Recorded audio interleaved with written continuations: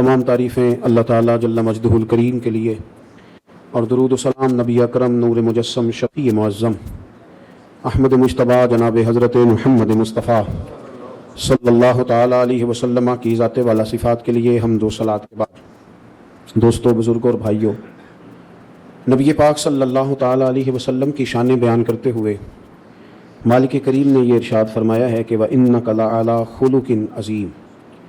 फरमाया, ए महबूब अलैहिस्सलाम, हमने आपको खुल्क़ अज़ीम अता फरमाए हैं।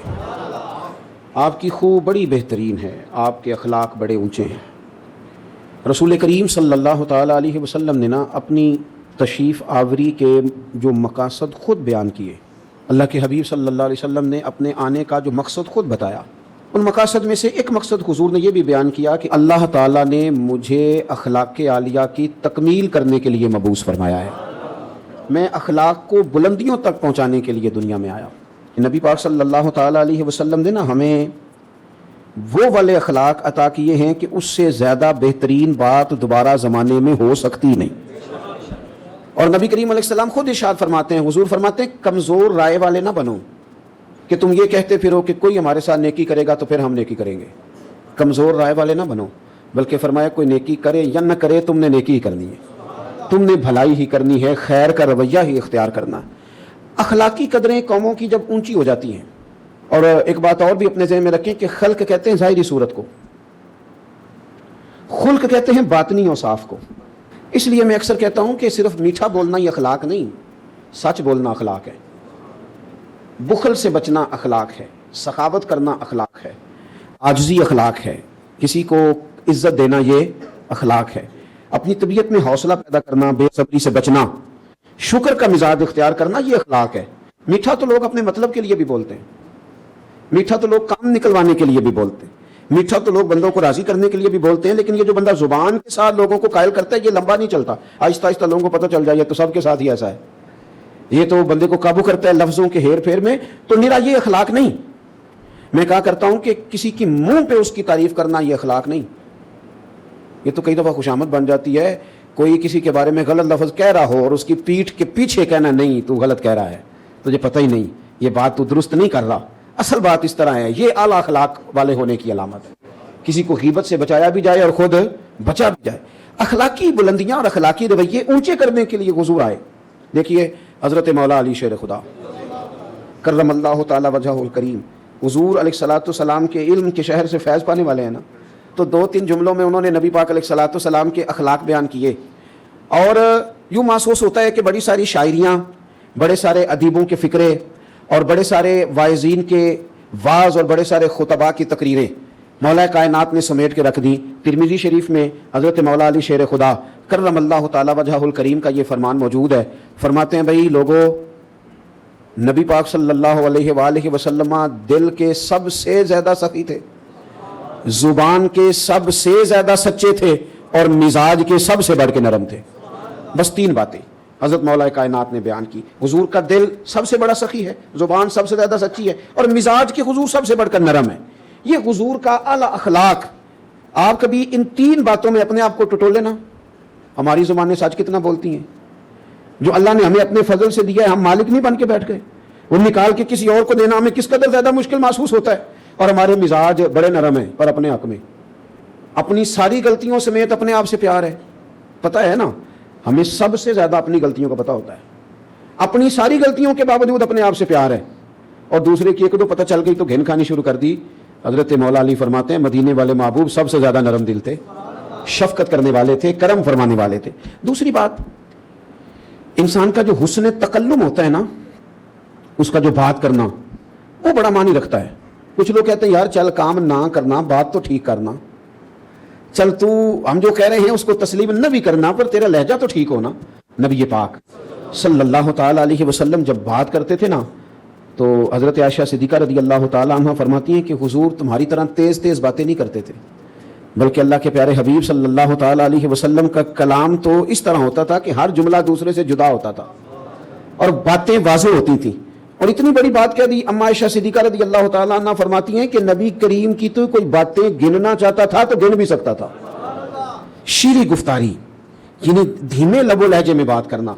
कई दफ़ा ना अम्मा खुद ही बात करके भूल भी जाती है, بزرگ ہو گئی ہے نا, ابا جی کئی دفعہ بات کر کے بھول جاتے ہیں, انہوں نے خود کوئی کام کہا ہوتا ہے, خود ہی اس پہ ناراض ہو جاتے ہیں. اب اولاد کا کیا ذمہ ہے کہ وہ اماں ابا کے اس بڑھاپے پر معاذ اللہ طنز کرے کہ آپ کل یہ کہہ رہے تھے آج یہ کہہ رہے ہیں. ان کے لیے حکم یہ ہے کہ وہ نہ شفقت کے بازو پھیلائیں. عرش کا مالک کہتا ہے اوف بھی نہیں کرنی تو نے, کیونکہ وہ تیرے سامنے بڑھاپے کو پہنچ گئے. تو کیا ٹھیک ہے, جو کل کہا تھا وہ بھی ٹھیک ہے, جو آپ آج کہہ رہے ہیں میں اس کے لیے بھی تیار ہوں. یہ ہوتا ہے اعلیٰ اخلاق کا مظاہرہ. لیکن اگر آپ کہیں جناب کل آپ نے یہ کہا تھا آج آپ یہ کہہ رہے ہیں, تو یہ بات کی کمزوری ہے, اس سے ہمیں نکلنا چاہیے. جب انسان چھوٹا ہوتا ہے اس کا ذہن کمزور ہوتا ہے, جب وہ بڑا ہوتا ہے تو اللہ اس کے حوصلے کو بھی بڑا کر دیتا ہے. تو ہم بعض اوقات اس طرح کی باتیں کرتے ہیں یا ہمارے بڑے کرتے ہیں کہ ہمارے پاس سخت جواب ہوتا ہے, ہم دے سکتے ہیں, لیکن ہمیں حکم یہ ہے کہ تم نے اپنی عقل دیکھ کے جواب نہیں دینا, سامنے والے کا منصب دیکھ کے جواب دینا ہے. وہ دیکھنا ہے کہ وہ بندہ کس طرح کا ہے. اگر آپ کہیں کہ جناب میرے پاس شعور بڑا ہے تو میں ایسے کر دوں گا, تو یہ انداز پھر ٹھیک نہیں. دوسری بات, مسواک کرنا بھی سنت ہے, میٹھا کھانا بھی سنت ہے, اور گوشت کھانا بھی سنت ہے ویسے, اور سید الطعام ہے, کدو شریف کھانا بھی سنت ہے, اور جناب شادی کرنا بھی سنت ہے.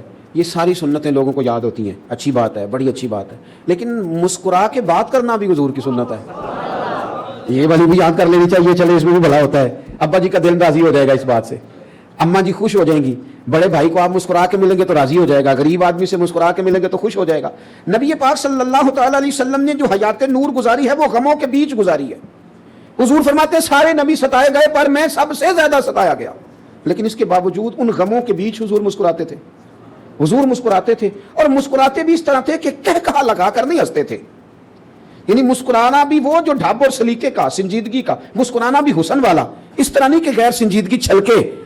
حضور مسکراتے تھے, غموں کے بیچ مسکراتے تھے, پورا منہ کھول کے نہیں. حضور کے لبہائے مبارکہ میں دانت نظر آتے تھے, اور حضور مسکراتے تھے تو نور نکلتا تھا, مسجد نبوی کی دیواریں روشن ہو جاتی تھی. حضرت سیدنا عبداللہ بن حارث رضی اللہ تعالیٰ عنہ فرماتے ہیں, ترمذی میں موجود ہے, فرماتے ہیں میں نے دنیا میں کسی کو اتنا مسکراتے نہیں دیکھا جتنا مدینے والے محبوب مسکرایا کرتے تھے. آپ مسکرائیں, آپ کے لہجے اچھے ہوں, آپ مطلب حرج کیا ہے اگر آپ تھوڑا سا کسی بات پہ مسکرا دیں گے, کوئی مسئلہ نہیں. آپ تھوڑا سا آپ محسوس کریں گے کہ آپ طاقتور ہو گئے ہیں, آپ نے اگر اخلاقی رویہ مثلا, اس میں کوئی شک نہیں کہ میاں صاحب باہر سے تھکے ہوئے آئے ہیں, اس میں کوئی شک نہیں کہ خامد صاحب بڑے بڑے مسائل کا انہیں سامنا کرنا پڑتا ہے, اس بات سے میں آگاہ ہوں. پر بیگم بھی تو صبح سے بیٹھی ہے نا, اس نے بھی تو کسی سے بات کرنی ہے نا, کوئی آئے تو. تب یہ صاحب آئے ہیں تو ان کا خیال ہے کہ سارے پیچھے با ملاحظہ پیچھے ہٹ جاؤ اور مجھے سونا ہے. بستر جھڑا ہوا ہو, تکیہ لگا ہوا ہو, اور کوئی آدمی سی نہ کرے. آپ کو پتہ ہے اللہ تعالیٰ نے مرد کو فضیلت دی ہے, اللہ نے مرد کو حوصلہ بڑھا دیا ہے, عقل بڑھی دی ہے. کس لیے؟ وہ اسی لیے دی تھی کہ اس نے عورت کے ساتھ اس کی اس کم فہمی کے مقابلے میں اپنے حوصلے کو بڑا کر کے دکھانا ہے. تو یہ جلد باز ہو جاتا ہے, یہ سختی کرتا ہے, بڑے مسائل ہوتے ہیں باہر, اس میں کوئی شک نہیں. دنیا کے ساتھ نبھا کرنا, مردوں کے لیے کاروبار کرنا, دنیا کو ڈیل کرنا, بندے کو باتیں پوری طرح چور کر دیتی. لیکن اگر آپ باہر کی پریشانیاں گھر لے آئیں گے تو گھر والوں نے بھی تو کہیں آنسو بہا کے دکھانے ہیں نا, انہوں نے بھی تو سارے دن کی آزمائشیں بیان کرنی ہے نا. حضرت مولانا نقی علی خان صاحب فرمایا کرتے تھے مجھے دعا مانگنے کا طریقہ میری بیوی نے سکھایا ہے. اب سب کس طرح فرمانے لگے, اس نے مجھے کوئی کام کہا, کوئی پیسے جہاں لگنے تھے, تو میں نے کہا بھی میرے پاس نہیں ہے, کچھ دنوں میں آئیں گے تو میں دے دوں گا. تو پھر اس نے ایک دن یاد کرایا کہ جناب وہ میں نے کہا تھا کہ وہ پیسے تھوڑے سے چاہیے تھے, تو کہتے میں نے کہا بھی نہیں ہے میرے پاس, جیب خالی ہے بالکل, حالات ٹھیک نہیں, ملتے ہیں تو دیتا ہوں. کہتے اس نے کچھ دن چھوڑ کے پھر یاد کرایا تو میں غصے میں آ گیا, میں نے کہا تو کیا مجھے بے عزت کرتی رہتی ہے, تو میں کہا نا میرے پاس نہیں ہے, جب آئیں گے تو دے دوں گا. کوئی باتیں کرنے والی روز ہی کسی آدمی کو پریشان کرنا.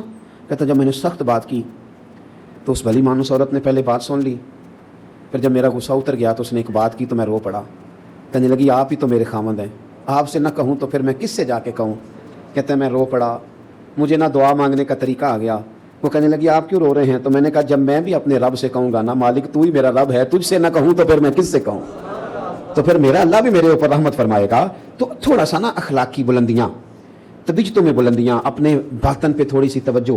ہم نے سارا زور ظاہر کو سنوارنے پہ لگا دیا ہے, سارے رنگ ہم نے اپنے ظاہری وجود میں بھرنے میں صرف کر دیے. اگر تھوڑی سی توجہ اخلاق پہ دی جائے.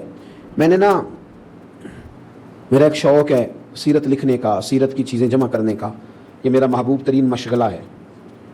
تو میں جب حضور کی مکمل سیرت پڑھتا ہوں تو میں ایک نتیجے پہ پہنچتا ہوں کہ نبی پاک صلی اللہ تعالیٰ علیہ وسلم کی جو حیات مبارکہ ہے نا, اس کا سبق ہے یک طرفہ نیکی.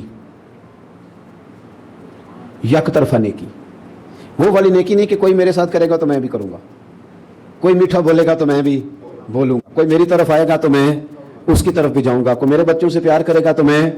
سیرت نبوی کا یہ سبق نہیں. سیرت نبوی کا سبق یہ ہے کہ جو روڑے مارے گا اسے پھول دیں گے. سیرت نبوی کا یہ سبق ہے کہ جو ترش بولے گا جواب میں مسکرائیں گے. سیرت نبوی کا یہ سبق ہے کہ جو لوگ قیدی بنا کے بدر میں آئیں گے نا, صحابہ خود بھوکے رہیں گے اور قیدیوں کو روٹیاں کھلائیں گے, اگرچہ دشمنوں کو قید کیا. سیرت یک طرفہ نیکی کا سبق دیتی ہے, دو طرفہ نہیں. ہم نے تو نیکی کو تجارت بنا لیا ہے کہ پہلے تو میرے ساتھ کر, پھر میں تیرے ساتھ کروں گا, تو میرے گھر آ تو پھر میں تیرے گھر آؤں گا. یہ آپ عبادت کر رہے ہیں, تجارت کر رہے ہیں. یک طرفہ نیکی یہ حسن پیدا کرتی ہے. اور تیسری بات میرے عزیز یہ کہ اللہ رسول کی رضا کے لیے. غصہ ناراضگی صرف اللہ رسول کے لیے, ذات کے لیے نہیں, ورنہ آپ کی ذات ایک بت بن جاتی ہے, وہ بڑی ساری چیزوں میں رکاوٹ بن جاتی ہے. ہم نے نا جتنی آج تک جنگیں لڑی ہیں, جتنی آج تک ہم نے مشقتیں کی ہیں, وہ ذات کے لیے کی. میں دیکھتا تھا ہمارے دیہاتوں میں ایسے کسی نے خبر چھوڑ دی کہ فلانے نے تیرے خلاف بات کر دی, پوری تصدیق بھی نہیں. حالانکہ قرآن مجید فرماتا ہے کہ جب کوئی فاسق خبر لے کے آئے پہلے اس کی تحقیق کر لیا کرو کہ ٹھیک بھی ہے کہ نہیں. کسی نے بات کر دی وہ فلاں نے تیرے خلاف بات کیا, تو کہتے ہیں میں پوچھ نہیں لینا. 2-4 بندے لے کے تو گھر پہنچ گئے, مفت کے جھگڑے. یہ سب ذاتیات کی جنگ ہے, اس سے باہر آئیں. آپ اپنی ذات کے لیے کتنا کو لڑیں گے؟ مثلا میں کیا ہوں, ہم کیا ہیں, اپنے آپ کو کہاں تک لے جانا چاہتے ہیں, کیا بلندی ہے ہماری, کیا ہم پانا چاہتے ہیں, کیا ہے ہمارے پاس. وہ مٹی کا ڈھیر جس کو ایک رات سونے نہ دیا جائے تو اپنی ٹانگ پہ کھڑا نہیں ہو سکتا. وہ کمزور آدمی کے 24 گھنٹے روٹی نہ کھائے تو اپنی ٹانگوں پہ لڑکھڑاتا پھر. مثلا کیا ہے, ایک بخار چڑھ گئے تو ہم سے اپنا آپ سنبھالا نہیں جاتا, ایک دانت میں درد نکل آئے تو ہم کھڑے ہونے کے قابل نہیں.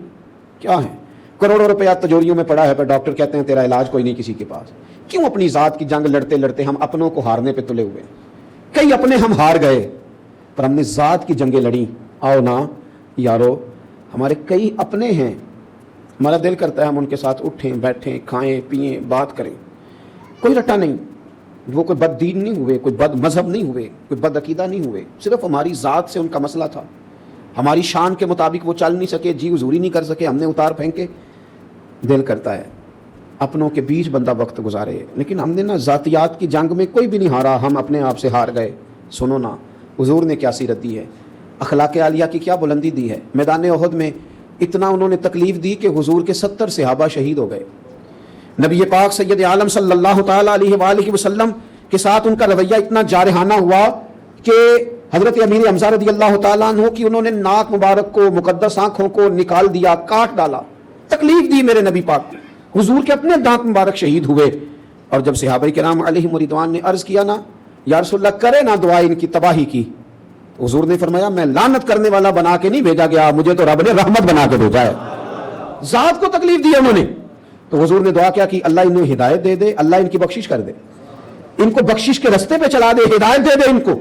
نبی کریم ہدایت کی دعا مانگ رہے ہیں, لیکن ایک مقام ایسا آیا ہے جہاں میرے نبی پاک صلی اللہ تعالی علیہ وسلم نے دعا کی کافروں کے لیے. مسند امام احمد بن حنبل میں یہ روایت آپ کو ملے گی. غزوہ خندق کے موقع پر مدینے کا دفاع کرتے کرتے کافروں نے اتنا پریشان کیا کہ صحابہ کی نماز عصر قضا ہو گئی. ذات کو تکلیف دی تو کوئی حضور نے ان کے لیے دعا نہیں کی, تباہی کی.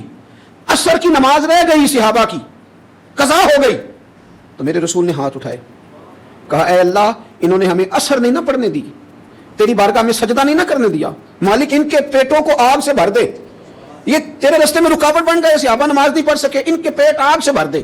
ذات کے لیے نہیں, اگر مسئلہ ہے تو حدود اللہ کے لیے, اگر کہیں کو معاملہ ہے تو وہ جو بندہ اللہ رسول کے رستے میں آئے اس سے مسئلہ ہے. باقی مسئلہ دعا فرمائی ایک حضور نے, ایک فرمائی مسند احمد میں موجود, اللہ انہوں نے اثر نہیں پڑنے دی, ان کے پیٹ آگ سے بھر دے. ہم نے کیا کیا ہوا ہے, میرے ساتھ فٹ نہیں ہے تو بندہ ٹھیک نہیں ہے. وہ کسی شخص نے کہا تھا کہ میں نا برا نہیں تھا, بس لوگوں کے مطلب کا نہیں تھا, مطلب پہ پورا نہیں اترا تو میں برا بن گیا. حالانکہ آپ نہ رکھیں کسی سے تعلق, لیکن نفرت انگیزی تو نہ کریں. آپ کو کوئی بندہ اچھا نہیں لگتا تو آپ سوسائٹی میں یہ والا رنگ تو نہ اختیار کریں کہ بندہ ہی غلط ہے. وہ کسی نے کہا تھا کہ تعلق توڑ دینے کے بھی کچھ آداب ہوتے ہیں اور کسی کو چھوڑ دینے کے بھی کچھ آداب ہوتے ہیں. اور قاتل کو کوئی قتل کے آداب سکھا دے, دستار کے ہوتے ہوئے سر کاٹ رہا ہے. لوگ سمجھتے ہی نہیں چیزوں کو. بھائی نبی پاک صلی اللہ علیہ وسلم نے کیا فرمایا, میں کہہ رہا ہوں کہ وہ اخلاق سکھائے حضور نے کہ اس سے بڑی بات ہو ہی نہیں سکتی. نبی کریم علیہ السلام نے فرمایا کسی کو قتل بھی کرنا پڑ جائے نا, عرب کے لوگ قتل نہیں کرتے تھے جلدی, وہ سزا دیتے تھے, ہاتھ کاٹ دیا, پھر پیر کاٹ دیے, پھر دوسری ہاتھ کاٹ دیا, اذیت دے دے کے مارتے تھے. حضور نے فرمایا کبھی قتل بھی کرنا پڑ جائے نا کسی کو, اللہ کے رستے میں کسی کافر سے قتال بھی کرنا پڑ جائے تو قتل بھی اچھے طریقے سے کرنا. زیادہ تکلیف نہ دینا. جانور کے بارے میں بھی کہا کہ جانور کو ذبح کرو تو اس طرح نہ کرو کہ اسے تکلیف ہو, چھری بھی اس کے سامنے تیز نہ کرو. تو جہاں آپ کو یہ تک سبق دیا جا رہا ہے کہ لڑنا بھی پڑ جائے, تو حضور نے صحابہ کو نصیحت کی تھی کہ جب تم میدانوں میں نکلو گے نا تو دیکھنا کافروں کی فصلیں نہ تباہ کرنا, بچوں پہ حملہ نہ کرنا, درخت نہ کاٹنا, جو آدمی ہتھیار نہ اٹھائے اس کے خلاف نہ لڑنا. خیال رکھنا سونے ہاں لڑنے جا رہے ہیں پھر بھی اتنی احتیاطیں, کیونکہ یہاں لڑائی بھی اعلاء کلمت الحق کے لیے ہے, ذات کے لیے نہیں ہے. یہ اخلاقی بلندی جب تک مومن اپنے اندر پیدا نہیں کرتے. میں اپنے دوستوں سے نا اور اپنے آپ سے بھی ایک بات اکثر کرتا ہوں, اپنے جو میرے عزیز ہیں ان سے بھی میں کئی دفعہ کہتا ہوں کہ رب نے جو میرے لیے چچا پسند کیا تھا نا وہ اللہ نے میرا چچا بنایا. اللہ نے جو ماموں میرے لیے پسند کیا رب نے میرا وہ والا ماموں بنایا. جو خاندان اللہ نے میرے لیے پسند کیا مجھے پسند کیوں نہیں, اللہ نے میرے لیے پسند کیا. جو اللہ نے جس خاندان میں بہتر سمجھا وہاں پیدا کیا نا. تو آپ کہتے ہیں کہ آپ کو پتہ نہیں میرا چچا خوفناک کتنا ہے, یہ کیا بات ہو گئی بھائی. آپ کہتے ہیں آپ کو پتہ ہی نہیں میرے ماموں کی حالت کتنی خراب ہے. بھائی انسانی کمزوریاں ہیں لیکن وہ دو طرفہ ہیں, یک طرفہ نہیں ہیں. ادھر بھی ہیں اور ادھر بھی ہیں, ان کے اندر بھی ہیں ہمارے اندر بھی ہیں. لیکن ہم اس انداز میں اپنی صفائی پیش کرتے ہیں. کچھ رشتہ دار واقعتاً اس قسم کے ہوتے ہیں کہ رویہ سخت ہوتا ہے, اور کچھ لوگ اس دنیا میں واقعی ایسے ہیں جو لالچ کے طور پر کبھی آ کے ملتے ہیں. کچھ لوگ وقت پڑ جائے تو وہ بڑا اپنا اپنا کہہ کے پیارا پیارا کہہ کے کام نکلواتے ہیں, اس میں شک نہیں. لیکن آپ سے ایک بات کر لوں, حضرت عبداللہ ابن عمر رضی اللہ تعالیٰ عنہ کا جو غلام زیادہ نفل پڑھتا تھا نا آپ اسے آزاد کر دیتے تھے. کچھ غلاموں کو پتہ چل گیا کہ یہ نفل زیادہ پڑھنے پہ آزاد کر دیتے ہیں. انہوں نے نا زیادہ نفل پڑھنے شروع کر دیا, آپ نے آزاد کر دیا. پھر دوسرے نے زیادہ نفل پڑھے, آپ نے آزاد کر دیا. ایک دن آپ کا بیٹا کہنے لگا حضور یہ بعد میں پتہ نہیں پوری 5 بھی پڑھتے ہیں کہ نہیں, آپ کو دکھا دکھا کے زیادہ نفل پڑھتے ہیں کہ ہم آزاد ہو جائیں گے, تو یہ آپ کو دھوکہ دیتے ہیں. یہ میرے نبی پاک کی تربیت ہے. حضرت عبداللہ ابن عمر رو پڑے, فرمانے لگے پتر تیرا کیا خیال ہے؟ مجھے پتہ نہیں, مجھے پتہ ہے کہ مجھے دکھانے کے لیے اور مجھے اپنے حق میں قائل کرنے کے لیے اور آزاد ہونے کے لیے ایسا کرتے ہیں, پر یہ مجھے رب کے نام پہ دھوکہ دینا چاہتے ہیں نا, تو دے رب کے نام پہ دھوکہ, یہ دے میں اللہ کے نام پہ دھوکہ کھانے کو تیار ہوں. تو یار کوئی شخص اگر صلہ رحمی کے نام پر, رشتے کے نام پر آپ کو لوٹتا ہے تو لوٹ جائیں, کیا حرج ہے؟ اعتراض کیا ہے؟ اللہ نے وہاں پیدا کیا, لوٹ جائیں تھوڑی دیر کے لیے. غیر بھی تو لوٹ کے لے ہی جاتے ہیں نا, تو چلو کوئی اپنا لوٹ جائے تو حرج کیا ہے, اعتراض کیا ہے؟ وہ کسی نے کہا تھا کہ انگ یاری دا پالن اوکھا جویں تند سوتر دی کچی, ایک کھچے تے دوجا چھڑدا جاوے تاں رہندی جے پکی. اگر رشتے نبھانے ہیں تو دونوں طرف سے کھینچو گے تو ٹوٹ جائے گا. انگ یاری دا پالن اوکھا کیویں جویں تند سوتر دی کچی, ایک کھچے تے دوجا اے تاں رہندی جے پکی. یہ پکی تب رہتی ہے جب ایک چھوڑے بھی, معاف بھی کرے. سنو حدیث, اگر آپ نے یہ حدیث یاد کر لی نا تو یہ نا آج نا مزہ آ گیا یہ جمعے میں میرے اور آپ کے حاضر ہونے کا. حضرت ابو الاحوص رضی اللہ تعالیٰ عنہ کہتے ہیں میرے ابا جی حاضر ہوئے, اور جس طرح بندہ سر پٹا جاتا ہے نا, اک جاتا ہے پورا, اس طرح آئے اور آ کے نا بڑے درد کے ساتھ عرض کرنے لگے حضور میرے معاملے پہ بھی ذرا غور کریں. فرمایا کیا ہوا؟ عرض کی حضور میرے چچا کا بھائی ہے, مجھے کبھی مجبوری بن جائے میرے کام نہیں آیا, کبھی صلہ رحمی نہیں کی, کبھی کسی ضرورت میں نہیں پہنچا, لیکن یا رسول اللہ صلی اللہ تعالیٰ علیہ وسلم اسے جب بھی ضرورت پڑتی آ جاتا ہے, کتنی کو مدد کروں حضور؟ آج میں آپ کے پاس آیا ہوں تو قسم اٹھا کے آیا ہوں کہ آج کے بعد میں نے بھی مدد نہیں کرنی, موج کرے, اب میں نے بھی اس کے کام نہیں آنا. کہتے ہیں میرے والد پورے جلال سے بات کر رہے تھے, جب انہوں نے بات کر لی تو حضور مسکرائے, اور مسکرا کے حضور نے کیا فرمایا؟ وہ تو کہہ رہے تھے نا میں نے قسم اٹھا لیا, اب طے کر کے آیا ہوں, آج کے بعد میں نے بھی نہیں کرنا. حضور مسکرائے اور کریم فرمانے لگے تو اس طرح کر, قسم کا کفارہ دے دے, یہ قسم توڑ دے, اس کا کفارہ دے دے, وہ جو کرتے ہیں انہیں کرنے دے, تو اس طرح کر, وہ کام کر جو تو پہلے کرتا تھا. وہ نہ بھی کام آئے تو کام آ, وہ نہ بھی صلہ رحمی کرے تو صلہ. مانا کیا ہوا؟ وہ جو کرتا ہے اسے کرنے دے, تو محمد عربی کا غلام بن کے دکھا, تو رسول کریم والا ہے, تو اپنا رویہ ٹھیک رکھ, تو اپنا لہجہ ٹھیک رکھ. ہم نے اگر نیکی یک طرفہ نہ سوچی, کیونکہ بندے راضی کرنے کو نیکی کریں گے تو دو بھی نہیں ہو سکتی. نیکی تو کرنی ہے اللہ کو راضی کرنے کے لیے, نیکی تو کرنی ہے. اپنا ذہن بنائیں, یہ جو اخلاقی بلندیاں ہیں نا ان کی طرف سفر کریں, ورنہ ہم اتنے کمزور ہو جائیں گے, اتنے کمزور ہو جائیں گے. آپ کو پتہ ہے نبی کریم کی زندگی میں جو چیز سب سے زیادہ ہے نا وہ معاف کر دینا ہے. میں نہ تقریر کرتا ہوں, آپ سنتے ہیں, بہت سارے علماء بیان کرتے ہیں, آپ سنتے ہیں, بہت سارے لوگ لکھتے ہیں, ہم پڑھتے ہیں, لیکن کچھ چیزیں ایسی ہوتی ہیں جہاں انسان رک جاتا ہے, آگے نہیں بڑھا جاتا. قریش مکہ کے جو مظالم ہے نا حضور کے ساتھ, وہاں نہ بندہ پوری طرح رک جاتا ہے, 2 قدم چل نہیں سکتا. یعنی بندہ کانٹے بھی بچھائے, اونٹ کی اوجڑیاں بھی گردن پہ لا کے رکھ دے, تقریر ہی ہے نا, میں کر دوں گا جوش میں, خدا را کبھی سوچنا. جرت کرے ہاں میرا پڑوسی میرے گھر کے سامنے کوڑا پھینکنے کی, طاقت ہے, جتنا مرضی غریب بندہ ہو, کوئی لائے نہ کسی کی گندی اجڑی کسی جانور کی آج کسی غریب پر بھی پھینک کے دیکھ کے بھوچال نہیں آ جاتا. اجڑیاں حضور کی گردن پر رکھی, کانٹے بچھائے, اتنی تکلیف دی کہ رسول پاک مکہ مکرمہ سے تشریف لے گئے, وہاں جا کے آرام سے بیٹھنے دیا انہوں نے. کبھی بدر میں آ گئے تلواریں لے کے, کبھی احد میں آ گئے, کبھی خندق میں آ گئے, کبھی کوئی مسئلہ کبھی کوئی مسئلہ, کبھی کوئی تکلیف کبھی کوئی تکلیف. 10,000 کا لشکر لے کے حضور فتح مکہ کے لیے پہنچے. او مدینے والے محبوب کا میلاد منانے والوں, کبھی وہ بندہ نظر آ جائے نا جس نے گالی دی ہو تو پوری کی پوری بات یاد آ جاتی ہے, اس کی وہ ساری تلخیاں طبیعت میں کڑواہٹ پیدا کر دیتی. بندہ کمزور ہو تو بات الگ ہے, لیکن پیچھے 10,000 کا لشکر ہو اور حضور سیاہ رنگ کا امامہ باندھ کے اونٹنی پہ بیٹھے ہوں اور جتنے کافر ہیں وہ سارے بھیگی بلی بنے سامنے کھڑے ہوں. کریم نے پوچھا بتاؤ تمہارے ساتھ کیا سلوک کروں؟ پتہ کیا کہتے ہیں؟ کہتے ہیں آپ کے والد بھی بڑے کریم تھے, ہم نے جناب عبداللہ کو دیکھا وہ بھی بڑے مہربان تھے, آپ خود بھی بڑے کریم ہیں. تو حضور نے فرمایا تمہیں پتہ ہے آج میں نے کیا ارادہ کیا ہے, تمہارے ساتھ سلوک کیا کرنا ہے؟ یا رسول اللہ بتائیے. فرمایا میں نے وہی سلوک کرنا ہے جو جناب یوسف علیہ السلام نے اپنے بھائیوں کے ساتھ کیا تھا. انہوں نے تو پھینک ہی دیا تھا نا کنویں میں, اپنی طرف سے تو انہوں نے مار ہی دیا تھا نا, اور پھر اگر بچ بھی گئے تو انہوں نے بیچ ہی ڈالا تھا نا. انہوں نے تو حد کر دی نا, وہ تو اللہ نے انہیں مصر کا بادشاہ بنا دیا, انہوں نے تو کوئی کسر نہیں چھوڑی تھی. لیکن حضرت یوسف نے کیا کیا؟ فرمایا آ گئے ہو نا تو بھائی جو ہوئے تو جاؤ نا, تمہیں معاف کیا بھائی جو ہو. حضور فرمانے لگے وہی سلوک کرنا ہے جو جناب یوسف نے اپنے, یہاں تک حضور معاف کر رہے ہیں اور وہ مثال دے کے معاف کر رہے ہیں. تو پھر میرا خیال ہے میلاد منانے والوں کو, جمعہ پڑھنے آنے والوں کو, پیار کرنے والوں کو, حضور کے نام کے نعرے لگانے والوں کو چھوٹی چھوٹی باتوں میں ذات کے بت نہیں کھڑا ہونا چاہیے ضرور, پر اللہ رسول کے لیے اپنی ذات کے بت توڑنے چاہیے اور ہمیں اخلاقی بلندیوں کی جانب سفر کرنا چاہیے. اللہ کے حضور دعا ہے مالک حقیقی ہمیں سمجھنے کی توفیق عطا فرمائے. آخر دعوانا ان الحمدللہ رب العالمین.